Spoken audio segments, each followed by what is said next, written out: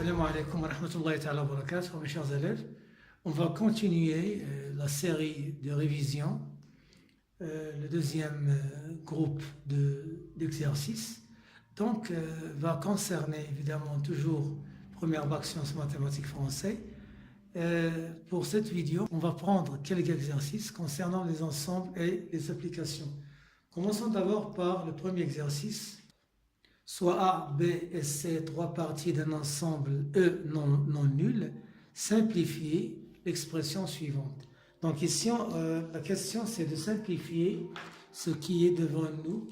Donc en appliquant la loi de Morgan pour le premier, ce qui est entre parenthèses, pour la première intersection, on aura A bar, union, B bar, bar. Inter, encore ici la loi de Morgan, A bar, union, C, bar, bar. Le tout entre crochets, union, A. Donc, vous aurez ici A bar, union, B, intersection, A bar, union, C, le tout, union, A. Puisque vous avez ici la réunion et l'intersection, on peut, en utilisant la distributivité de sens inverse, on aura A bar, union, B, intersection. Voilà, union, A. Donc finalement, puisque vous avez la réunion, je peux enlever les crochets et on aura A bar, union, B, inter, C, union, A. Puisque vous avez la commutativité, vous aurez ici A bar, union, A. Donc j'aurai E. Donc on aura CE, union, B inter C. D'où l'expression E union B inter C. B inter C, elle est incluse, c'est une partie qui est incluse dans E. Donc la réunion de E union B inter C, ça donnera évidemment, on aura ici CE. Pourquoi? B inter C est une partie de E, alors E union une partie de E, évidemment, c'est la partie pleine qui est E. D'où le résultat, c'est E. Donc A inter B bar, le tout bar, inter A, inter C bar, le tout bar, entre crochets, union A, C, E. Et cela achève la réponse de cet exercice. Passons au deuxième exercice concernant toujours les ensembles. Soit A et B, deux ensembles définis par A, c'est l'ensemble des entiers relatifs, tels que la valeur absolue inférieure ou égale à 3 sur 2. Pour le B, c'est l'ensemble des entiers naturels. Vérifions 3x moins 5 sur 2 inférieur ou égal à 5. La question, c'est de déterminer en extension les ensembles A, B, A inter B, la réunion de A et B, la différence A moins B et le produit cartésien A croix B. Dans cet exercice, le but, c'est de bien préciser les choses essentielles, les points essentiels concernant les ensembles et les opérations sur les ensembles. D'abord, une petite remarque, que les ensembles A et B sont donnés en compréhension.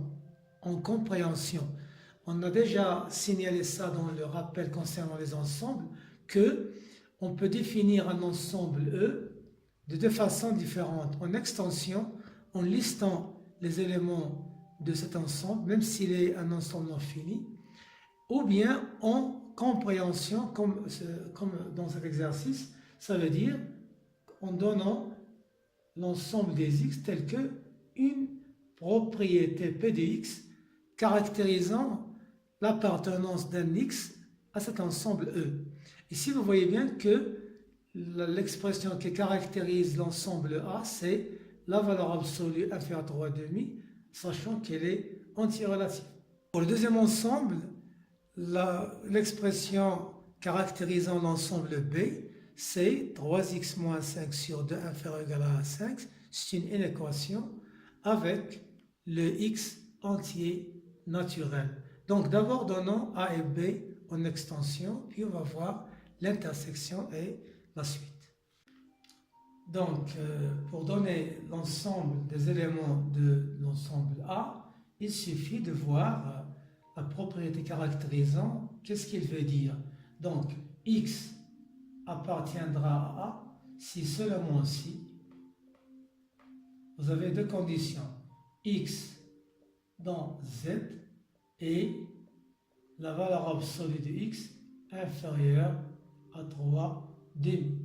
Cela équivaut à dire que X est un entier relatif et vous avez d'après les lois et les règles de valeur absolue que le X est compris entre moins 3 demi et 3 demi.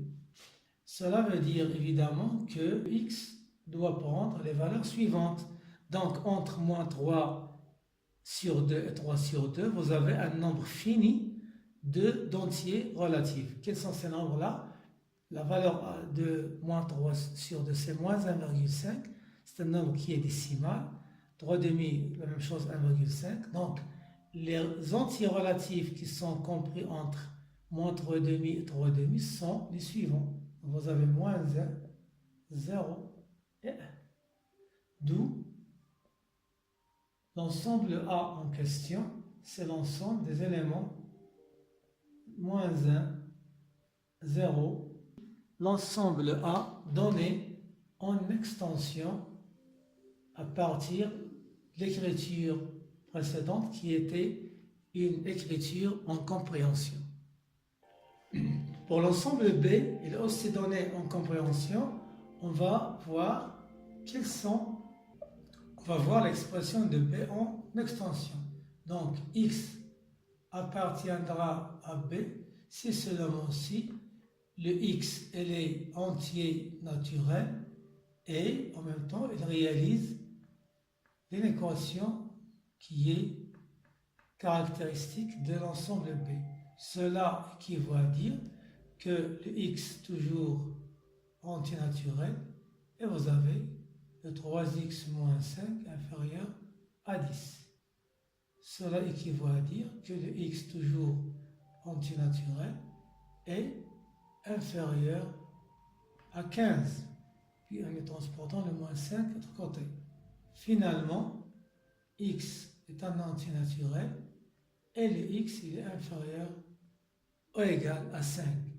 D'où le x peut prendre les valeurs suivantes. Donc 0, 1, 2, 3, 4 et finalement 5.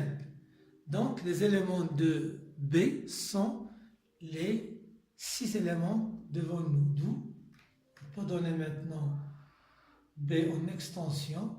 Donc c'est 0, 1, 2, 3, 4 et puis le 5.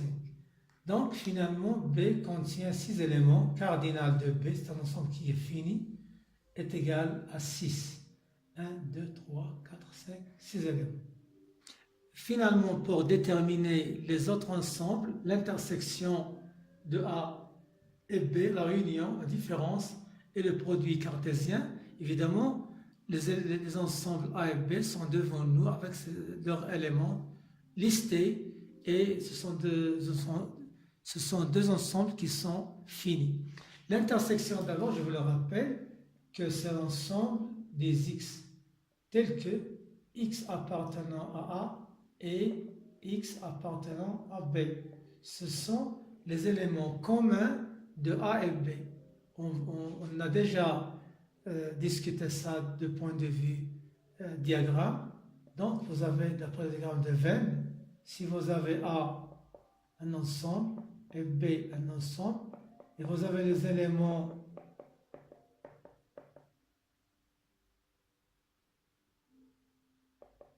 donc l'intersection, c'est la partie commune ou bien les éléments communs entre A et B. Donc dans notre cas ici, remarquez bien que vous avez les éléments communs sont deux éléments, ce sont 0 et 1, et c'est tout. Donc les éléments communs sont 0 et 1. Pour la réunion, c'est l'ensemble des x qui appartient à A ou x appartient à B. Donc, dans ce cas, vous avez le ou. Donc, pour la conjonction, il faut que x appartient à A soit vrai, x appartient à B soit vrai, pour que la conjonction de proposition soit vraie. Donc, ce sont les nombres communs entre A et B. Mais pour la disjonction, on a trois cas. Pour que la disjonction de deux propositions soit vraie, on aura x appartient à vrai, x appartient à B vrai, donc c'est l'intersection, ou bien x appartient à A, x n'appartient pas à B, donc sera vrai, ou bien x n'appartient pas à A et appartient à B, ce sera vrai aussi. Donc c'est la réunion de deux ensembles, donc ce sont tous les éléments qui sont listés devant nous. Pour le A moins B, ce sont les éléments x tels que x appartient à A et x n'appartient pas à B. Quand on fait le diagramme de Venn, c'est ça la partie qui est appelée A moins B. Les éléments qui appartiennent à A mais n'appartiennent pas à B. Donc je vais enlever de A l'intersection. Donc on aura évidemment moins 1. Parce que si vous enlevez l'intersection qui est 0,1, ça reste l'élément moins 1. Finalement, pour le A croix B, ça veut dire le produit cartésien, il suffit de faire la définition. Il suffit d'écrire la définition. Donc, c'est l'ensemble d'abord des couples tels que X appartient à A et appartient à B.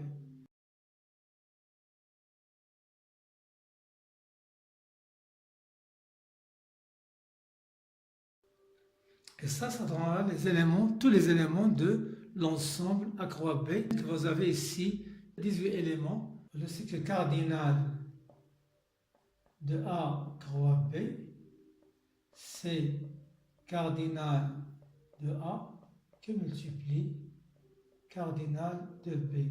Donc, 3 que multiplie 6, vous avez 18 couples dans l'ensemble A croix B, le produit cartésien de A et B. Et cela achève la réponse pour le deuxième exercice.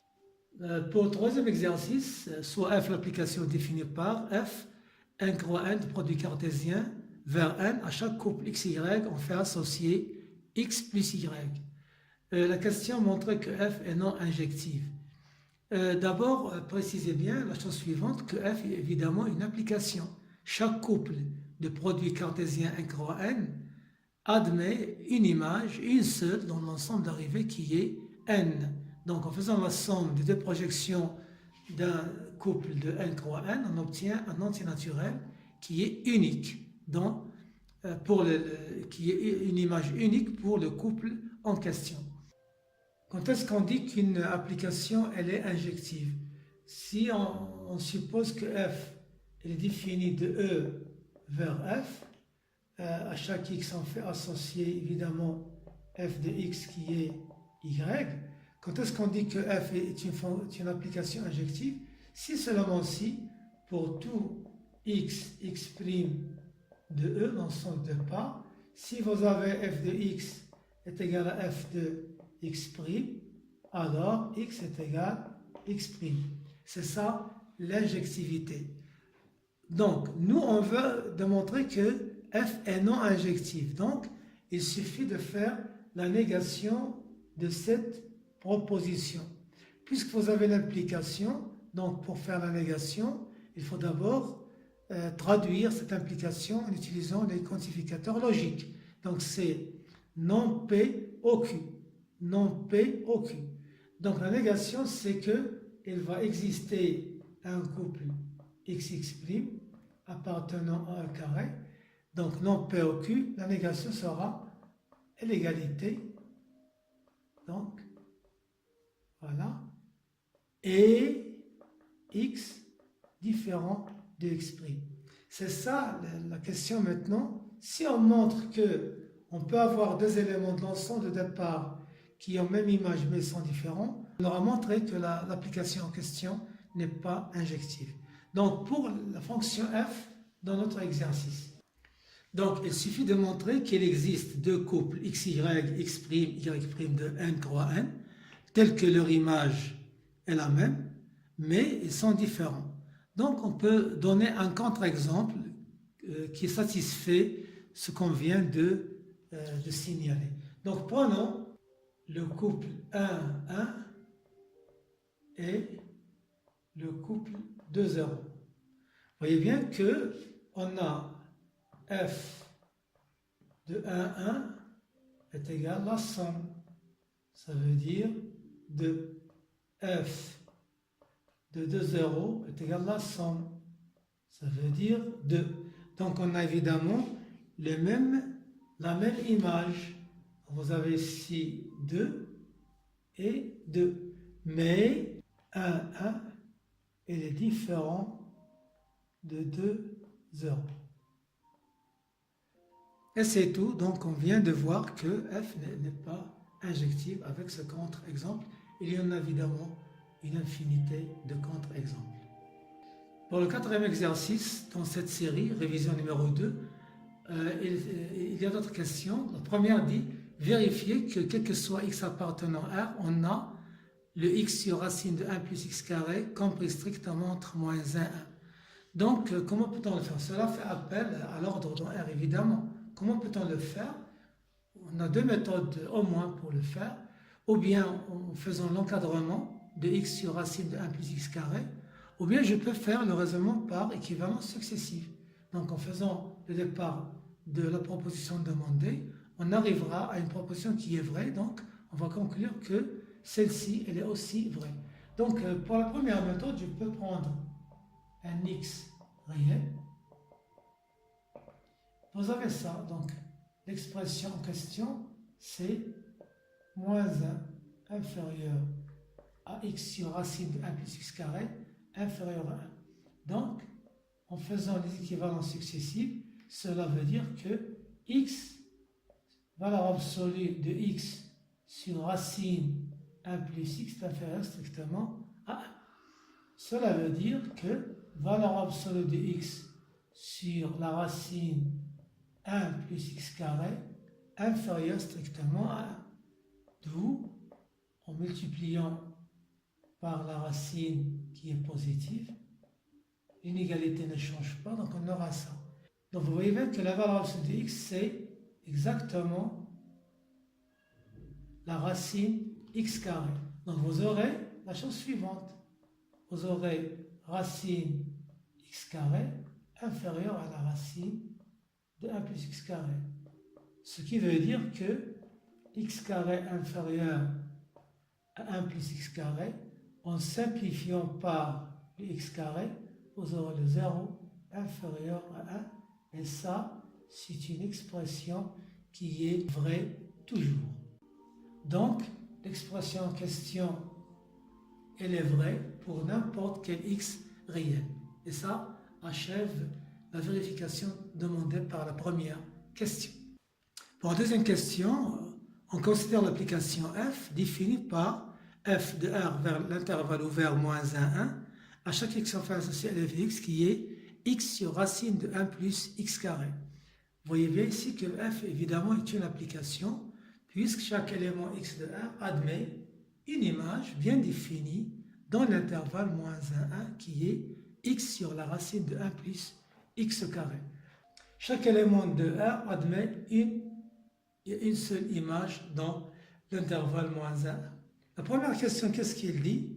Montre que quel que soit x appartenant à R, f de x au carré est égal à 1 moins 1 sur x carré. Donc, on a, pour tout x réel, on va calculer f de x, le tout au carré. Ça veut dire x sur la racine de 1 plus x carré au carré est égal, donc c'est x au carré sur 1 plus x carré. Donc, en ajoutant le 1, on aura x carré plus 1 moins 1 sur 1 plus x carré. Donc, ça c'est égal à 1 moins 1 sur x carré plus 1, ce qu'il fallait vérifier ou bien démontrer pour la première question. Donc, petit b, déduire que f est une application qui est injective. Donc, soit, on va le prouver, soit x exprime dans R tel que f de x est égal à f de x'. Montrons que x est égal à x'. C'est ça la question. Donc, on a f de x, on va faire le départ de l'égalité suivante. Avec une démarche ou bien des déductions successives, il faut aboutir à la forme volue. Donc, si vous avez l'égalité de deux réels, alors on peut faire le carré des deux parties ou bien des deux réels. Puisque vous avez l'égalité, donc on peut faire le carré. Ça, c'est très évident. Donc, f de x au carré est égal à f de x' au carré. D'après petit a, ça c'est égal à 1 moins 1 sur 1 plus x carré. Et ça c'est 1 moins 1 sur 1 plus x' au carré. En éliminant le 1, en faisant l'inverse, on aura x au carré est égal à x' au carré. Et cela donnera évidemment à la fin que vous avez valeur absolue de x est égale à valeur absolue de x'. L'égalité f de x est égale à f de x', vous aurez la chose suivante, que x sur la racine de 1 plus x carré sera égal à x' sur la racine de 1 plus x' carré. Cela veut dire quoi? Que vous avez le x, dans le cas où vous avez l'égalité, vous avez le x et le x' auront le même signe. Donc, cela va entraîner forcément que x égale x', d'où l'injectivité. C'est très important comme raisonnement, puisqu'il faut toujours faire attention aux conditions. Le départ de notre raisonnement fait apparaître que vous avez cette égalité, ce qui entraîne que x et x' auront le même signe, puisque les deux dénominateurs sont positifs. L'égalité exige qu'ils ont le même signe, d'où l'égalité, d'où f est injectif. On peut faire l'injectivité sans utiliser le petit a. En faisant f de x est égal à f de x', cela entraîne que x sur la racine de 1 plus x carré sera égal à x' sur la racine au carré. Donc, vous aurez x qui multiplie la racine de 1 plus x' au carré est égal à x' fois la racine de 1 plus x au carré. Donc, dans ce cas, vous voyez bien que le x et le x' ont même signe. Donc, je peux faire la suite. Donc, c'est x au carré, facteur de 1 plus x' au carré est égal à x' au carré, 1 plus x carré. Donc, en faisant la simplification de calcul, on aura x carré est égal à x' au carré. Ça veut dire valeur absolue de x. Troisième question, montrer que f est surjective. La surjectivité, qu'est-ce qu'elle exige? On va prendre un certain y, soit y appartenant à l'intervalle ouvert moins 1, 1. Existe-t-il x appartenant à 1 tel que f de x est égal à y? C'est ça la question. Donc, on va supposer, ou bien, comme je le dis toujours, pour la surjectivité, ça revient à résoudre l'équation f de x est égal à y. Ça veut dire il faut montrer qu'elle admet au moins une solution. Donc, f de x est égal à y. Qu'est-ce que ça veut dire? Cela équivaut à dire que f de x, le tout au carré, est égal à y carré. Donc, on aura 1 moins 1 sur 1 plus x carré est égal à y carré. Cela veut dire que 1 moins y carré est égal 1 plus x carré, en faisant transporter le y carré à gauche, puis l'autre. Donc, cela équivaut à dire que 1 plus x carré est égal à 1 sur 1 moins y carré. Le y carré, il est différent de 1, puisque vous avez le y différent de moins 1 et 1. Donc, on aura x carré est égal à 1 sur 1 moins y carré moins 1. Donc, vous aurez x carré est égal à y carré sur 1 moins y carré. Vous voyez bien ici que vous avez le y carré qui est positif et le 1 moins y carré qui est positif.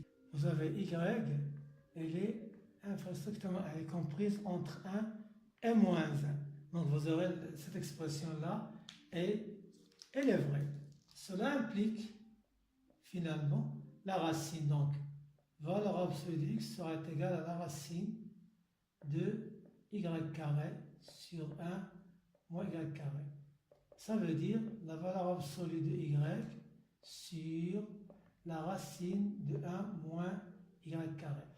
Comme on vient de le signaler tout à l'heure, qu'en écrivant f de x est égal à y, qui est égal à x sur 1 plus x carré, vous voyez bien que le x et le y auront le même signe. Donc, à ce niveau-là, je peux enlever les valeurs absolues en disant que le x et le y ont le même signe. Donc, x, y ont le même signe, alors valeur absolue de x est égale à la valeur absolue de y implique que x est égal à y. D'où on aura x est égal à y sur la racine de 1 moins y. Et vous voyez bien que on a une solution évidemment qui appartient à R. Ça, c'est un élément qui appartient à R puisque vous avez le y réel et vous avez ça non nul. 1 moins y carré est strictement positif. Pour la surjectivité, ce raisonnement-là suffira pour dire que f est une application qui est bijective parce qu'on a trouvé un antécédent unique. La dernière question déterminait l'application réciproque f-1. Puisqu'on vient de montrer que f elle est injective et surjective.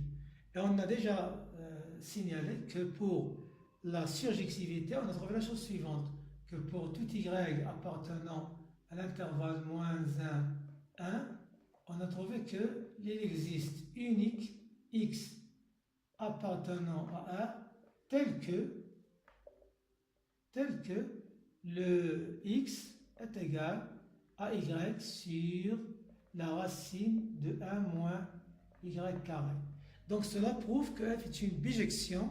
La bijection réciproque, c'est f moins 1 va être définie d'intervalle moins 1 vers R. À chaque x, on présente toujours les fonctions en utilisant la variable x, fait correspondre x sur la racine de x au carré. Voilà. Donc la réciproque de f, c'est la fonction définie par de moins 1 vers R à x fait correspondre x sur. Pour le bonus de cet exercice ou bien de cette série de révisions, vérifions que f rang f-1 est égal à l'identité de R. Donc f rang f-1 de x est égal à f de f-1 de x. Donc qu'est-ce qu'il fait le f? En lui donnant un élément, qu'est-ce qu'il fait? Donc il va prendre au numérateur, puis il fait la racine de 1 plus f-1 de x au carré. C'est ça la définition de f. À chaque élément donné à f, c'est grand X sur la racine de 1 plus grand X au carré. Donc je vais maintenant remplacer f-1 par son expression, qui est la suivante, x sur la racine de 1 moins x carré. Pour le dénominateur, vous aurez 1 plus ça au carré, donc x au carré sur 1 moins x au carré. Ça va enlever la racine. Donc, on aura x sur la racine de 1 moins x au carré sur, vous voyez bien ici, en rendant au même dénominateur, on aura 1 moins x carré. Donc, ça donnera la racine de 1 sur 1 moins x au carré. Donc, ça sera, donc, en faisant l'inverse, donc on aura x sur la racine de 1 moins x carré que multiplier la racine de 1 moins x carré. Donc c'est x. Et ça, c'est l'identité. L'identité, ça veut dire à chaque x, on fait associer x. Donc ça, c'est l'identité de R de x, ce qu'il fallait démontrer. Et un sourire pour vous, mes chers élèves. Je vous remercie pour votre attention. À la prochaine et au revoir.